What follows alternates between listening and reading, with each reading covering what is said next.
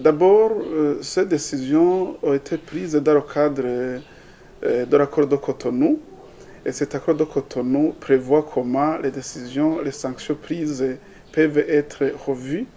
Et ça veut dire que s'il y a la volonté des partenaires, rien n'empêche que ces décisions, ces sanctions soient levées et que le Burundi continue à bénéficier de l'appui multiforme et que lui donnait l'Union européenne, parce que, comme je l'ai déjà dit, l'Union européenne est considérée comme le parrain du Burundi dans cette organisation.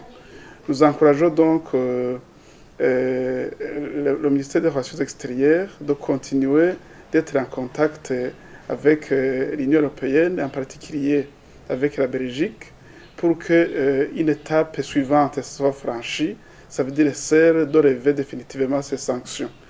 Nous saisissons même cette occasion pour remercier le gouvernement du Burundi dans son ensemble et le ministre des Relations extérieures en particulier, et qui joue un rôle très important pour essayer d'assainir les relations avec les pays qui avaient pris des sanctions à l'endroit du Burundi. Et nous pensons qu'il s'agit d'une avancée qui va permettre de décanter définitivement la crise que nous connaissons actuellement.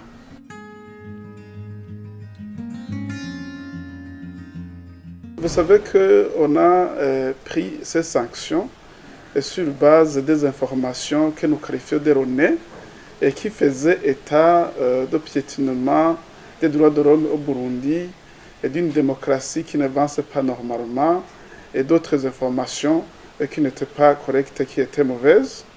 Lorsque une telle autorité constate qu'on a pris des sanctions précipitamment, ça veut dire sur de fausses bases, ça veut dire que nécessairement cette déclaration irait dans le sens de reconsidérer les relations entre le Burundi et donc d'une manière à assainir ces relations pour qu'elles soient bonnes. C'est notre impression.